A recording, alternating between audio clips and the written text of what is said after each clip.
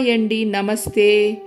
APJ Abdul Kalam గారి ఒక విజేత ఆత్మకథలో రెండవ పార్టుకు వచ్చేసామండి. క్రిందటి పార్టులో కలాం గారు హై స్కూల్ చదువుల కోసం రామేశ్వరం వదిలి రామనాథపురంలోని స్కూల్లో చేరుతారు. అక్కడ ఆయన విద్యాభ్యాసం ఎలా కొనసాగింది, ఆ తర్వాత ఏం జరిగింది అనేది మనము ఇప్పుడు తెలుసుకుందామండి. Thank you. రెండవ అధ్యాయము. నేను రామనాథపురంలో హైస్కూల్లో స్థిరపడగానే నాలోని 15 ఏళ్ల జిజ్ఞాసి మేల్కొన్నాడు. తన ముందు పరుచుకొని ఉన్న జీవితావకాశాల గురించి, ప్రత్యామ్నాయాల గురించి ఇతమిత్తంగా తెలుసుకోలేని ఒక నవ ఔత్సాహికుడికి నా ఉపాధ్యాయుడు ఇయదురై సోలోమెన్ ఆదర్శపథ నిర్దేశకుడయ్యాడు. తన ఉదార విశాల దృక్పథంతో ఆయన తన తరగతి గదిలోని విద్యార్థుల్ని ఉత్సాహపరిచేవాడు. మందబుద్ధి శిష్యుడు ఉత్తమ గురువు నుంచి నేర్చుకోగలిగిన దానికన్నా ఉత్తమ విద్యార్థి చెడ్డ ఉపాధ్యాయుడి నుంచి కూడా ఎక్కువ నేర్చుకోగలడనేవాడాయన. నేను రామనాథపురంలో ఉన్న కాలంలో మా అనుబంధం గురుశిష్య బంధాన్ని దాటి వికసించింది. ఆయన సాహచర్యంలో ఒకరి జీవిత గమనాన్ని ఎవరైనా ఏ మేరకు ప్రభావితం చెయ్యగలరో తెలుసుకున్నాను. ఎదురై సోలోమెన్ అంటుండేవారు, జీవితంలో విజయం పొందటానికి, ఫలితాలు సాధించటానికి నువ్వు 3 అంశాల మీద పట్టు సాధించాల్సి ఉంటుంది. అవి కోరిక, నమ్మకం, ఆశ పెట్టుకోకపోవడమును. తరువాతి రోజుల్లో రివరెండ్గా మారిన సోలోమెన్ నాకు నేర్పిందిదే. నాకేదన్నా సంభవించాలని నేననుకునే ముందు నేను దాన్ని గట్టిగా ఆకాంక్షించాలని, అది తప్పక జరిగి తీరుతుందని ప్రగాఢంగా విశ్వసించాలనీను.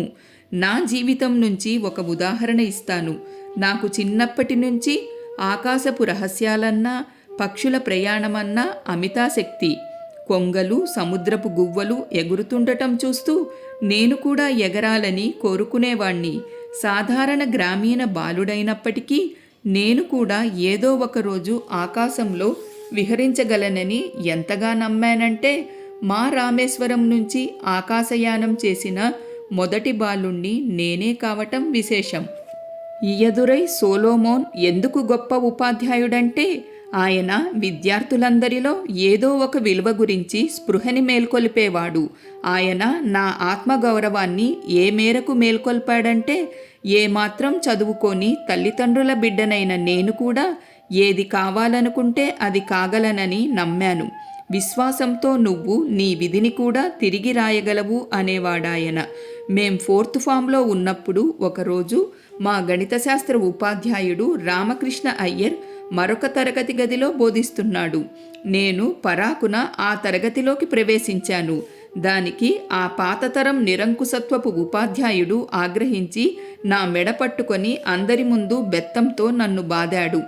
చాలా నెలల తరువాత నేను లెక్కల్లో 100కి 100 మార్కులు తెచ్చుకున్నప్పుడు ఆయన ఉదయపు పాఠశాల ప్రార్థన సమావేశంలో అందరి ముందు ఆ సంగతి మరొకసారి గుర్తు చేసి అన్నాడు కదా, చూడండి, నా బెత్తం దెబ్బలు తిన్నవారెవరైనా గొప్పవాళ్లు కావలసిందే. నా మాట గుర్తుపెట్టుకోండి. ఏదో ఒకనాటికి ఈ పిల్లవాడు తన పాఠశాలకి, తన ఉపాధ్యాయులకి కీర్తి తేబోతున్నాడు.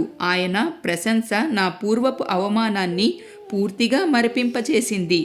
స్క్వారాడ్జ్ పాఠశాలలో నా చదువు పూర్తి చేసుకునేటప్పటికీ జీవితంలో విజయం సాధించాలన్న నా దృఢ సంకల్పం ఇనుమడించింది.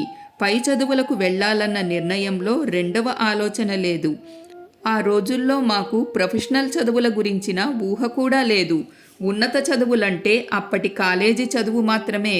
అప్పటికి దగ్గరలో ఉన్న కాలేజీ తిరుచినాపల్లిలో ఉండేది. ఆ ఊరి పేరు ట్రిచినోపోలి అని, క్లుప్తంగా ట్రిచి అని అనేవారు. 1950లో ఇంటర్మీడియట్ పరీక్షకు చదవటానికి ట్రిచి సెయింట్ జోసెఫ్ కాలేజీలో చేరాను. పరీక్షల గ్రేడుల లెక్కన చూస్తే నేనేమంత చురుకైన విద్యార్థిని కాను. మా అన్నయ్య ముస్తఫా కమల్కి స్టేషన్ రోడ్లో ఒక కిరాణా దుకాణం ఉండేది. హైస్కూల్లో చదువుకునేటప్పుడు నేను రామేశ్వరం వెళ్ళినప్పుడల్లా నన్ను సాయం చెయ్యమంటూ పిలిచి షాపులో కూర్చోపెట్టి ఇక గంటల తరబడి అతను అదృశ్యమైపోయేవాడు. నేను అక్కడ ఆ షాపుని కనిపెట్టుకు కూర్చుని బియ్యం, నూనె, ఉల్లిపాయలు ఒకటేమిటి అన్నీ అమ్ముతుండేవాణ్ణి. వాటిలో తొందరగా చెల్లిపోయేవి సిగరెట్లు, బీడీలును. బీదవాళ్లు తమ కష్టార్జితాన్ని ఎందుకట్లా పొగ పీల్చేస్తుంటారని ఆశ్చర్యం కలిగేది నాకు. మా అన్నయ్య ముస్తఫా నన్ను వదిలిపెట్టగానే మా తమ్ముడు కాసిం మహమ్మద్ నన్ను తన ఫ్యాన్సీ షాపులో కూర్చోపెట్టడానికి సిద్ధంగా ఉండేవాడు. అక్కడ నత్తగుల్లలతోనూ శంఖాలతోనూ చేసిన రకరకాల అలంకార సామగ్రి అమ్మేవారు. సెయింట్ జోసెఫ్ కాలేజీలో రెవరెండ్ ఫాదర్ టిఎన్ సెకీరా వంటి ఉపాధ్యాయుడు లభించడం నా అదృష్టం. ఆయన మా ఇంగ్లీష్ లెక్చరర్ మాత్రమే కాకుండా మా హాస్టల్ వార్డెన్ కూడా. మా 3 అంతస్తుల హాస్టల్ భవనంలో మేము 100 మంది దాకా విద్యార్థులం ఉండేవాళ్లం.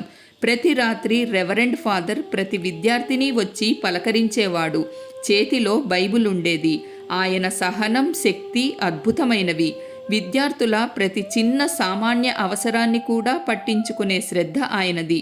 ఒక ఉదాహరణ, దీపావళి నాడు హాస్టల్ వ్యవహారాలు చూసే సోదరుడు మెస్ వాలంటీర్లు ప్రతి గదికి తిరిగి ఫాదర్ చెప్పారని మేం తలంటు పోసుకోవటానికి నువ్వుల నూనె పంచేవారు.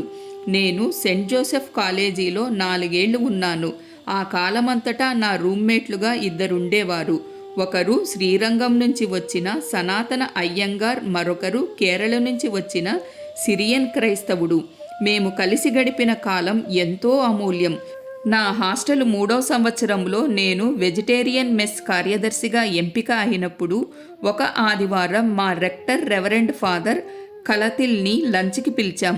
మా మెను మా కుటుంబ నేపథ్యాల నుంచి ఎంపిక చేసిన మంచి వంటకాలన్నింటితో కూడి ఉంది. ఫలితం మేము ఎదురు చూడనంత ప్రశంస. రెవరెండ్ ఫాదర్ తన ప్రశంసతో మమ్మల్ని ముంచెత్తాడు. మా మామూలు సంభాషణలో ఒక పిల్లవాడి కుతూహలంతో ఆయన పాల్గొన్నాడు. అది కలకాలం గుర్తుండే అనుభవం. సెయింట్ జోసెఫ్లోని మా ఉపాధ్యాయులంతా కంచి పరమాచార్యకు అనుచరులు. త్యాగనిరతి ద్వారా ఆనందించే గుణాన్ని ఆయన వాళ్లల్లో మేల్కొల్పాడు. కళాశాల క్యాంపస్లో మా గణిత శాస్త్ర ఉపాధ్యాయులు ప్రొఫెసర్ తోతత్రి అయ్యంగార్, ప్రొఫెసర్ సూర్యనారాయణ శాస్త్రి గార్లతో కలిసి నడుస్తున్న ఆ దృశ్యం నాకిప్పటికీ గుర్తొచ్చి ఉద్వేగభరితుణ్ణి చేస్తుంది. నేను సెయింట్ జోసెఫ్లో నా చివరి సంవత్సరంలో ఉన్నప్పుడు ఇంగ్లీషు సాహిత్యం పట్ల మక్కువ పెంచుకున్నాను. ఇంగ్లీషులోని సర్వశ్రేష్ఠ కృతుల్ని చదువుతుండేవాణ్ణి. టాల్స్టాయ్, స్కాట్, హార్డీల పట్ల ప్రత్యేక ఆసక్తి ఉండేది. అప్పుడప్పుడు తత్వశాస్త్ర గ్రంథాలు చదువుతుండేవాణ్ణి. దాదాపుగా ఆ సమయంలోనే భౌతిక శాస్త్రం పట్ల నాకు అమితమైన ఆసక్తి ఏర్పడింది. అణుభౌతిక శాస్త్రం పైన మాకు పాఠాలు చెప్పిన ఫిజిక్స్ ఉపాధ్యాయులు ప్రొఫెసర్ చిన్నాదురై, ప్రొఫెసర్ కృష్ణమూర్తి నాకు పదార్థం యొక్క అణుధార్మిక నస్వరత గురించి, అర్థజీవ కాలం గురించి పరిచయం చేశారు. రామేశ్వరంలో నాకు పాఠాలు చెప్పిన సుబ్రహ్మణ్య అయ్యర్ ఉపధాతు అణువులు అస్థిరాలని, కొంతకాలం గడిచాక అవి కణాలుగా విడిపోతాయని చెప్పలేదు. ఇదంతా నేను మొదటిసారిగా నేర్చుకుంటున్నది. కానీ మిశ్రమ పదార్థాల్లో నస్వరత అనివార్యమని, అందువల్ల సూక్ష్మబుద్ధితో వ్యవహరించమని చెప్తున్నప్పుడు ఆయన చెప్పింది ఇదే కాదా? కొంతమంది మనుషులు సైన్స్ అనేది వేరే ఒక అంశమన్నట్టుగా, అది మనిషిని భగవంతుడి నుంచి దూరం చేస్తుందన్నట్టుగా ఎందుకు మాట్లాడతారో నాకు అర్థం కాదు. విజ్ఞాన శాస్త్ర పథం మానవ హృదయ వీధుల్లో నుంచి సాగిపోయేదే. నాకైతే సైన్స్ ఎప్పుడూ ఆధ్యాత్మిక ఉన్నతికి, ఆత్మ సాక్షాత్కారానికి మార్గంగానే ఉంటూ వచ్చింది. సైన్స్ సూత్రీకరణలు కూడా అద్భుత రసానికి పుట్టిళ్లే. వ్యోమజీవుల గురించి, విశ్వరహస్యాల గురించి రాసిన పుస్తకాలంటే నేను చెవి కోసుకుంటాను. మిత్రులు చాలామంది నన్ను వ్యోమ సంచారం గురించిన ప్రశ్నలడుగుతూ జ్యోతిష్యంలోకి జారిపోతుంటారు. నిజం చెప్పాలంటే సుదూరంలోని మన సౌర కుటుంబానికి చెందిన ఆ గ్రహాలకు మనుషులంత ప్రాముఖ్యం ఎందుకిచ్చారో నాకు తెలియదు. ఒక కళగా జ్యోతిష్యం పట్ల నాకేమీ అభ్యంతరం లేదు. కానీ అది విజ్ఞానం ముసుగులో ఆమోదం కోసం ప్రయత్నిస్తే మటుకు నేను నిరాకరిస్తాను. గ్రహాలు, నక్షత్ర రాశులు, చివరికి ఉపగ్రహాలు కూడా మనుషుల మీద ప్రభావం చూపగలవని చెప్పే ఈ కల్పనలెట్లా రూపుదిద్దుకున్నాయో నాకు తెలియదు. ఈ వ్యోమశక్తుల నిశిత సంచారాల మించి సంక్లిష్టమైన లెక్కలు కట్టి మనుషుల జీవిత సంఘటనల్ని చెప్పడం అహేతుకమనిపిస్తుంది. నాకు తెలిసినంతవరకు భూమి అత్యంత శక్తివంతమైన గతిశీల గ్రహం. జాన్ మిల్టన్ తన ప్యారడైజ్ లాస్ట్ కావ్యంలో 8వ అధ్యాయము ఈ విషయమే ఎంతో అందంగా చెప్పాడు. ఈ విశ్వానికి సూర్యుడు కేంద్రమైతేనేమి, అలాగే నక్షత్రాలు ఎంతో స్థిరంగా చెలించినట్టుండే భూమి 3 మార్గాల్లో మనోహరంగా భ్రమించడం లేదా ఏమి? ఈ గ్రహం మీద మీరెక్కడికన్నా వెళ్ళండి, అక్కడ చలనముంది, ప్రాణముంది. చివరికి పైకి అచరాలుగా కనిపించే రాళ్ళు, లోహాలు, దారుఖండాలు, బంకమన్ను కూడా ఒక అంతర్గత గతిశీలత్వంతో కంపిస్తుండేవే. వాటి పదార్థ అణువుల్లో న్యూక్లియస్ చుట్టూ ఎలక్ట్రాన్లు నృత్యం చేస్తుంటాయి. వాటిపైన న్యూక్లియస్ విధించిన బంధానికి ప్రతిస్పందనగా ఆ చలనం ఉద్భవిస్తుంది. ఎంతో కొంత శక్తి కలిగిన ప్రతి మనిషి తన పైన విధించబడ్డ నిర్బంధాన్ని ఎదిరించినట్టే ఎలక్ట్రాన్లు కూడా నిర్బంధాన్ని ప్రతిఘటిస్తాయి. న్యూక్లియస్ వాటినెంత దగ్గరగా పట్టి ఉంచుతుందో వాటి కక్ష్య వేగం అంత తీవ్రంగా ఉంటుంది. నిజానికి ఒక అణువులో నిర్బంధించబడ్డ ఎలక్ట్రాన్ల వేగం సెకండుకి 1000 కిలోమీటర్ల మేరకు ఉంటుంది. పైకి ఈ తీవ్ర ఉద్ధృతి ఆ అణువుని ఒక చలనరహిత అస్తిత్వంగా కనిపించేటట్టు చేస్తుంది. బాగా వేగంగా తిరిగే సీలింగు పంక ఒక చక్రంలాగా కనపడటం మనకు తెలిసిందే కదా.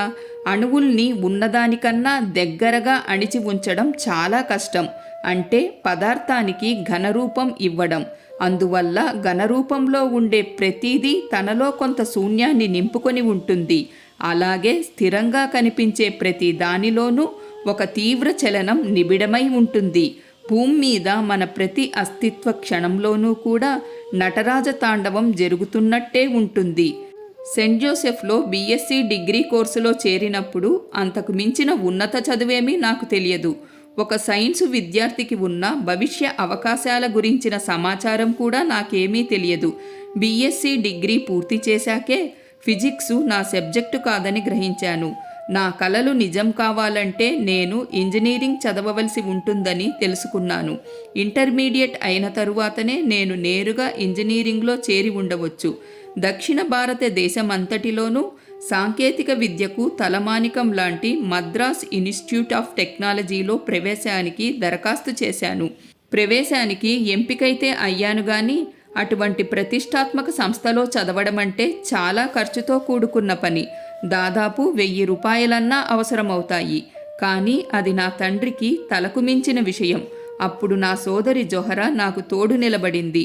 తన బంగారు గాజులు, గొలుసు కుదువపెట్టి ఆమె నాకు సహాయం చేసింది. నేను చదువుకోవాలన్న ఆమె ఆకాంక్ష, నా సామర్థ్యంలో ఆమె నమ్మకం నన్ను గాఢంగా చెలింపచేశాయి. నేను నా సొంత సంపాదన మీదనే ఆమె గాజుల్ని విడిపిస్తానని ఒట్టు పెట్టుకున్నాను. అప్పుడు నాకు డబ్బు సంపాదించడానికున్న ఏకైక మార్గం కష్టపడి చదువుకొని స్కాలర్షిప్ సంపాదించుకోవడమే. నన్ను ఎంఐటీలో అన్నిటికన్నా మిన్నగా ఆకర్షించింది అక్కడ ప్రదర్శన కోసం పెట్టిన 2 పాత విమాన యంత్రాలు. విమాన యంత్రాల ప్రదర్శన కోసం అవక్కడుంచబడ్డాయి. వాటి పట్ల ప్రత్యేక ఆకర్షణకు లోనయ్యాను. విద్యార్థులంతా హాస్టల్కు వెళ్ళిపోయాక కూడా చాలాసేపు వాటి దగ్గరే కూర్చుండేవాణ్ణి. పక్షిలాగా ఆకాశంలో విహరించాలన్న మనిషి ఆకాంక్షని ఆరాధిస్తూ అక్కడే గడిపేవాణ్ణి. నా మొదటి సంవత్సరం పూర్తయ్యాక ఒక ప్రత్యేక విషయాన్ని ఎంపిక చేసుకోవాల్సి వచ్చినప్పుడు మరేమీ ఆలోచించకుండా ఏరోనాటికల్ ఇంజనీరింగ్ని ఎంచుకున్నాను. లక్ష్యం నా మనసులో స్పష్టంగానే ఉండింది.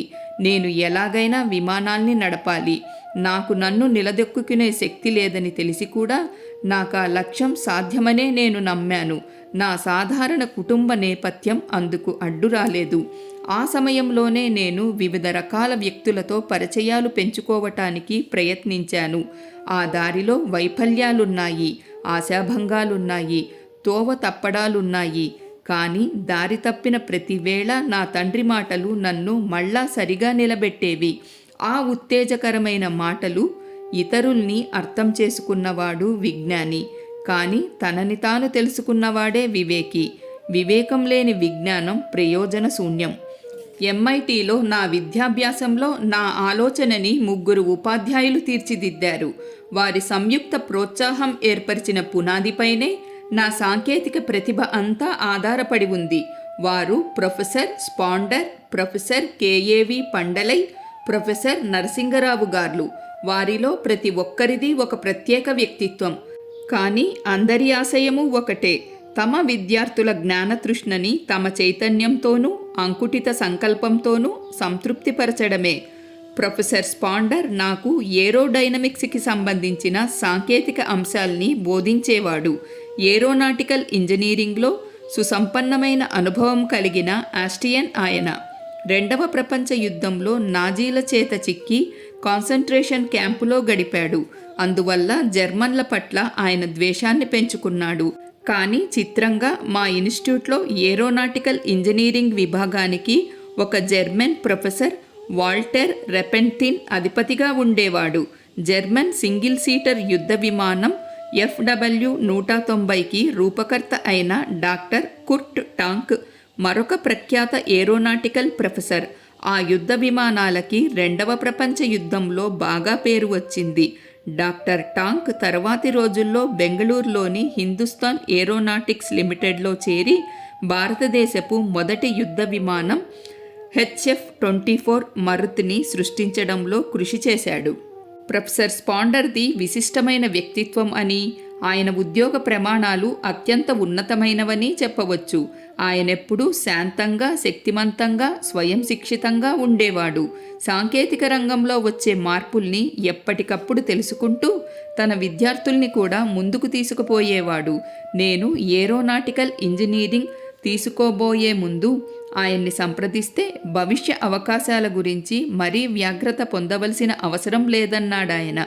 పైగా దృఢమైన పునాది వేసుకొని తను ఎంచుకున్న అంశం పట్ల ప్రగాఢ అభినివేశంతో, ఉత్సాహంతో పనిచేస్తే చాలన్నాడాయన.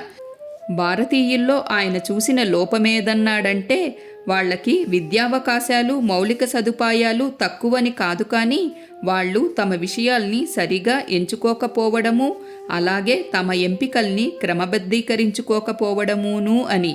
ఉదాహరణకి ఎలక్ట్రికల్ ఇంజనీరింగే ఎందుకు, మెకానికల్ ఇంజనీరింగ్ ఎందుకు కాకూడదు? కొత్తగా ఇంజనీరింగ్లోకి ప్రవేశించే విద్యార్థులందరికీ నేనిచ్చే సలహా ఇదే. వాళ్ళు తమ బ్రాంచ్ ఎన్నుకోబోయే ముందు చూసుకోవాల్సిందేమంటే, వాళ్ళ ఎంపిక వాళ్ళ ఆంతరంగిక అనుభూతిని, ఆకాంక్షని వ్యక్తం చేయగలుగుతోందా లేదా అనే. ప్రొఫెసర్ పండలై నాకు ఏరో స్ట్రక్చర్ డిజైన్ని, విశ్లేషణని బోధించాడు. ఆయన చాలా కలుపుగోలు మనిషి, ఉల్లాసి. ప్రతి ఏడాది తన బోధనకి కొత్త మెరుగులు దిద్దుకొనే ఉత్సాహవంతుడైన ప్రొఫెసర్. స్ట్రక్చరల్ ఇంజనీరింగ్ రహస్యాల్ని మాకు విప్పి చెప్పింది ఆయనే. కించిత్తు కూడా అహంభావం లేని గొప్ప పండితుడు, చిత్తశుద్ధి కలవాడు అని ఆయన గురించి ఆయన దగ్గర చదువుకున్న ఏ విద్యార్థిని అడిగినా చెప్తాడని నేనిప్పటికీ అనుకుంటూ ఉంటాను. ఎన్నో అంశాలపైన విద్యార్థులకి తరగతి గదిలో ఆయనతో విభేదించగలిగే స్వేచ్ఛ ఉండేది. ప్రొఫెసర్ నరసింగరావు గణిత శాస్త్రవేత్త. ఆయన మాకు ఏరోడైనమిక్స్ సిద్ధాంతాన్ని బోధించేవారు. ద్రవ పదార్థాల డైనమిక్స్ని బోధించేటప్పుడు ఆయన పాటించిన బోధనా పద్ధతి నాకిప్పటికీ గుర్తే. ఆయన తరగతులకు ఒకసారి హాజరయ్యాక మ్యాథమెటికల్ ఫిజిక్స్ తప్ప మరే విషయంపైన నా మనసు పోయేది కాదు. ఏరోనాటికల్ డిజైన్ సమీక్షలకి నేనొక సర్జన్ చాకుతో హాజరు కావాలని అనేవాడాయన. ఏరోడైనమిక్ ప్రసారాల సూత్రీకరణలకు ఉదాహరణలు వెతుక్కోవాలని ఆయన పదే పదే నన్ను హెచ్చరించి ఉండకపోయుంటే ఆ సర్జన్ చాకు ఏమిటో నాకు అందకపోయుండేది. Aeronautics ఉవ్విళ్ళూరించే subject. అందులో స్వాతంత్ర్య వాగ్దానం ఉంది. స్వేచ్ఛకి, తప్పించుకోవటానికి, చలనానికి, గమనానికి, పక్కకి జారటానికి, ప్రవహించటానికి మధ్య గల వ్యత్యాసాన్ని తెలుసుకోవడంలోనే విజ్ఞాన శాస్త్ర రహస్యాలు దాగి ఉన్నాయి. తమ నిశిత బోధన వల్ల వారు ఏరోనాటిక్స్ పట్ల నాలో తృష్ణని జాగరితం చేశారు. వారి మేధాగరిమ, ఆలోచనా స్పష్టత, సమగ్రత గురించిన ఆకాంక్ష, ద్రవ పదార్థాల గతిశీలతకు చెందిన ఎన్నో అంశాల పట్ల నా శ్రద్ధని బలోపేతం చేశాయి. విస్తృత పరిజ్ఞానం నా మనసులో నెమ్మదిగా సమీకరింపబడటం మొదలయ్యింది. వివిధ రకాల ఏరోప్లేన్ల నిర్మాణాంశాల ప్రాముఖ్యం తెలియడం మొదలయ్యింది. నా జ్ఞానం సమగ్రం కావటానికి ఆ ముగ్గురు ప్రొఫెసర్లు వారి వారి శ్రేష్ఠ వ్యక్తిత్వాలతో నాకెంతో సహకరించారు. ఎంఐటిలో నా చివరి సంవత్సరం తీసుకువచ్చిన పరివర్తన నా అనంతర జీవితం పైన ఎంతో ప్రభావాన్ని చూపించింది. ఆ రోజుల్లో దేశమంతా కొత్త రాజకీయ చైతన్యము, పారిశ్రామిక ఉద్యమము చెలరేగుతున్నాయి. భగవంతుడి పట్ల నా విశ్వాసం నా శాస్త్రీయ ఆలోచనతో ఏ మేరకు పొసగుతుందో పరీక్షించుకోవాల్సి వచ్చింది. అంతవరకు ఆమోదించబడ్డ ఆలోచనేమంటే జ్ఞానం సంపాదించటానికి విజ్ఞాన శాస్త్రమొక్కటే మార్గమని. అలాగైతే పదార్థమొక్కటే సత్యమా? తక్కిన అభౌతిక దృగ్విషయాలన్నీ దాని వ్యక్తీకరణలు మాత్రమేనా? నైతిక విలువలన్నీ సాపేక్షమై కేవలం ఇంద్రియ జ్ఞానం మాత్రమే సత్యం తెలుసుకోవటానికి, జ్ఞానానికి ఏకైక ఆధారమా? ఈ అంశాల పట్ల ఆలోచించవలసి రావడంతో నా సైంటిఫిక్ టెంపర్ని నా ఆధ్యాత్మిక ఆసక్తులతో సమన్వయించుకోవడంలో నేను అలసిపోయాను. నేను పెరిగిన విలువలు పూర్తిగా ధార్మికాలు. అసలైన సత్యం కంటి ఎదుట కనిపించే భౌతిక ప్రపంచానికి ఆవల ఉందని, యథార్థ సత్యం ఆత్మిక అనుభవం వల్లనే బోధపడుతుందని అప్పటిదాకా నేను వింటూ వచ్చాను. ఈలోగా నా కోర్సు పూర్తి చెయ్యగానే నలుగురు సహచరులతో కలిసి ఒక చిన్న తరహా యుద్ధ విమానం డిజైన్ చేసే బాధ్యత చేపట్టాను. అందులో ఏరోడైనమిక్ డిజైన్ రూపకల్పన బాధ్యత నాది. చోదనం, నిర్మాణం, అదుపు, ఉపకరణ సామగ్రికి సంబంధించిన రూపకల్పనని నా మిత్రులు తమ వంతుగా తీసుకున్నారు. ఒకరోజు మా డైరెక్టర్, మాకు డిజైనింగ్ ఉపాధ్యాయుడు అయిన ప్రొఫెసర్ శ్రీనివాసన్ మా పనిలో ప్రగతిని సమీక్షించి ఏమీ పురోగతి లేదని, చాలా నిరాశాజనకంగా ఉందని తేల్చేశారు. నేను పనిలో జాప్యానికి ఓ డజను సాకులు చెప్పినా ఆయన్ని ఒప్పించలేకపోయాను. ఆ పనిని పూర్తి చెయ్యటానికి చివరికి ఓ నెల రోజుల వ్యవధి కోరాను. ఆ ప్రొఫెసర్ నా వంక కొంతసేపు చూసి, చూడు యంగ్మెన్, ఈరోజు శుక్రవారం మధ్యాహ్నం. నేను నీకు 3 రోజుల టైం ఇస్తున్నాను. సోమవారం ఉదయానికి గాని విమాన నిర్మాణం డ్రాయింగ్ పూర్తి కాకపోతే మీ స్కాలర్షిప్ ఆపేయవలసి ఉంటుంది అన్నాడు. నాకు నోటమాట రాలేదు. ఆ స్కాలర్షిప్పే నా జీవన భాగ్యరేఖ. అదిగాని లేకపోతే ఇక దిక్కులేదు. చెప్పినట్టు ఆ పని పూర్తి చేయడం తప్ప మరో మార్గం కనిపించలేదు. ఆ రాత్రి నేను భోజనం మానేసి డ్రాయింగ్ బోర్డు దగ్గరే పనిలో నిమగ్నున్నైపోయాను. మర్నాడు ఉదయం 1 గంట మాత్రమే విరామం తీసుకొని ఏదో తిన్నాననిపించి మళ్ళా పనిలో పడ్డాను. ఆదివారం ఉదయానికి దాదాపుగా పని పూర్తి కావస్తుండగా హఠాత్తుగా ఎవరో అక్కడ మసిలినట్టుగా అనిపించింది. చూద్దును కదా, ప్రొఫెసర్ శ్రీనివాసన్ నన్ను కొంత దూరం నుంచి పరికిస్తున్నాడు. ఆయన నా పని ప్రగతిని చూడటానికి జిమ్ఖానా నుండే నేరుగా తన టెన్నిస్ డ్రెస్సులో వచ్చేశాడు. నా పనితీరు పరిశీలించాక ప్రొఫెసర్ శ్రీనివాసన్ నన్ను ఆప్యాయంగా కావలించుకొని ప్రశంసాత్మకంగా వెన్నుతట్టాడు. నాకు తెలుసు నిన్ను ఒత్తిడి చేస్తున్నానని, అసాధ్యమైన పరిస్థితికి నెడుతున్నానని కూడా తెలుసు. కానీ నువ్వింత చక్కగా ఈ పనిని పూర్తి చెయ్యగలవని ఊహించలేదు అన్నాడు. ప్రాజెక్టు పని పూర్తి చేస్తున్న కాలంలోనే నేను ఎంఐటి తమిళ సంఘం వారు నిర్వహించిన వ్యాసరచన పోటీలో పాల్గొన్నాను. తమిళం నా మాతృభాష. నేను తమిళ ప్రాచీనతకు గర్విస్తుంటాను. రామాయణానికి ముందు నుంచి, అగస్త్యుడి కాలం నుంచి ఉన్న భాష అది. దాని సాహిత్యం క్రీస్తుపూర్వం 5వ శతాబ్దం నుంచి వికసిస్తూ ఉంది. న్యాయవాదులు, వ్యాకరణవేత్తలు ఆ భాషని అభివృద్ధిపరచారని అంటారు. దాని నిశిత తర్క పటిమ అంతర్జాతీయ ఖ్యాతి పొందింది. సైన్సు ఈ అద్భుతమైన భాషకి అతీతంగా ఉండిపోకూడదన్నదే నా ఆతృత. మన విమానాన్ని మనమే తయారు చేసుకుందాం అని ఒక వ్యాసాన్ని తమిళంలో రాశాను. ఆ వ్యాసం గొప్ప ఆసక్తిని రేకెత్తించింది. ఆ పోటీలో గెలిచాను. ప్రఖ్యాత తమిళ వారపత్రిక ఆనంద వికటన్ సంపాదకుడైన దివాన్ చేతుల మీదుగా దానికి మొదటి బహుమతి అందుకున్నాను. ఎంఐటికి సంబంధించి నా ఆత్మీయమైన జ్ఞాపకం ప్రొఫెసర్ స్పాండర్కి సంబంధించిందే. వీడ్కోలు సమావేశంలో భాగంగా మేము గ్రూప్ ఫోటో కోసం నిలబడ్డాము. ప్రొఫెసర్లు ముందు కూర్చొని ఉండగా గ్రాడ్యుయేట్ విద్యార్థులమంతా 3 వరుసల్లో వెనక నిల్చున్నాము. హఠాత్తుగా ప్రొఫెసర్ స్పాండర్ లేచి నించుని నా కోసం కలియ చూశాడు. నేను 3వ వరుసలో నిల్చున్నాను. రా, నాతో పాటు ముందు కూర్చో అన్నాడు. నేను ప్రొఫెసర్ స్పాండర్ ఆహ్వానానికి నిర్ఘాంతపోయాను. నువ్వు నా బెస్ట్ స్టూడెంట్వి. నీ పరిశ్రమ నీ ఉపాధ్యాయులకి భవిష్యత్తులో మంచి పేరు తేవటానికి ఉపకరిస్తుంది అన్నాడు. ఆ ప్రశంసకి సిగ్గుపడ్డాను. అదే సమయంలో నాకు లభించిన గుర్తింపుకు గర్విస్తూ నేను ప్రొఫెసర్ స్పాండర్తో కలిసి ఫోటోగ్రాఫ్ కోసం కూర్చున్నాను. దేవుడే నీ ఆశ, ఆశ్రయము, మార్గదర్శి కాగలడు. భవిష్యత్తులోకి నీ ప్రయాణానికి ఆయనే దారి చూపే దీపం కాగలడు అన్నాడు ఆ మహామేధావి నాకు వీడ్కోలు పలుకుతూ. ఎంఐటి నుంచి నేను బెంగళూరులోని హిందుస్థాన్ ఏరోనాటిక్స్ లిమిటెడ్లో ట్రైనీగా చేరాను. అక్కడ ఒక టీంలో భాగంగా ఇంజన్ ఓవర్హాలింగ్లో పనిచేశాను. విమానాల ఓవరాలింగ్లో ప్రాక్టికల్గా నేర్చుకోవడం ఒక అనుభవం. తరగతి గదిలో నేర్చుకున్న సూత్రాన్ని వాడుకలో పెట్టి తెలుసుకోవడంలో విచిత్రమైన ఉద్వేగాన్ని కలగచేస్తుంది. అది అపరిచితుల గుంపులో నీ పాత మిత్రుడిని పసిగట్టడం లాంటిది. హెచ్ఏఎల్లో నేను పిస్టన్, టర్బైన్ ఇంజన్లు రెండింటి ఓవరాలింగ్ మీద పనిచేశాను. వాయు పదార్థాల డైనమిక్స్లోని ఎన్నో అంశాలు నాకప్పుడే బోధపడ్డాయి.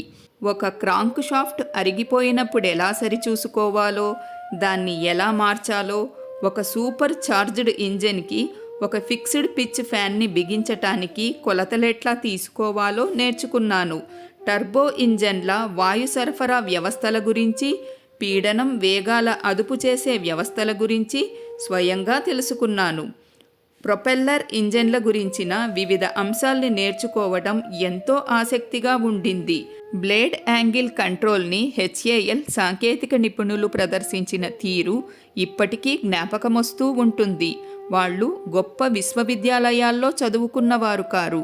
అలాగని కేవలం వాళ్ళ ఇంజనీరు ఏది చెప్తే దాన్ని గుడ్డిగా ప్రదర్శిస్తున్న వాళ్ళు కారు.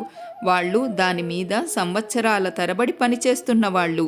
అదే వాళ్ళకి తమ పని పట్ల ఒక అతీంద్రియ సంతోషం లాంటిదేదో ఇచ్చింది. గ్రాడ్యుయేట్ ఏరోనాటికల్ ఇంజనీర్గా నేను హెచ్ఏఎల్ నుంచి బయటకు వచ్చేటప్పటికి ఆకాశయానం గురించిన నా చిరకాల స్వప్నాన్ని నిజం చేసే 2 ఉపాధి అవకాశాలు నా ముందుకొచ్చాయి. ఒకటి వైమానిక దళంలో ఉద్యోగం, రెండోది రక్షణ మంత్రిత్వ శాఖ ఆధ్వర్యంలో పనిచేసే సాంకేతిక అభివృద్ధి ఉత్పాదక డైరెక్టరేట్లో ఉద్యోగమును. నేను రెండింటికి దరఖాస్తు చేశాను. 2 చోటల నుంచి కాల్ లెటర్లు ఒక్కసారే వచ్చాయి. వైమానిక దళంలో ఉద్యోగానికి డెహ్రాడూన్కి, రక్షణ మంత్రిత్వ శాఖ ఉద్యోగానికి ఢిల్లీకి వెళ్ళవలసి ఉంది. అప్పుడీ కోరమాండల్ తీర బాలుడు ఉత్తర దేశానికి పోయే రైలెక్కాడు. నా జీవిత లక్ష్యం 2000 కిలోమీటర్లకు పైగా దూరంలో ఉంది. నా మాతృభూమి విస్తృతి ఎటువంటిదో మొదటిసారి తెలుసుకున్న సందర్భం అది. ఇక్కడితో 2వ అధ్యాయం పూర్తయిపోయిందండి. ఇక నెక్స్ట్ పార్ట్లో 3వ అధ్యాయంలో కలాం గారు తనకొచ్చిన 2 ఉద్యోగాల్లో దేనిలో చేరారు, ఆ తర్వాత ఏం జరిగింది అనేది మనం తెలుసుకుందామండి. Thank you.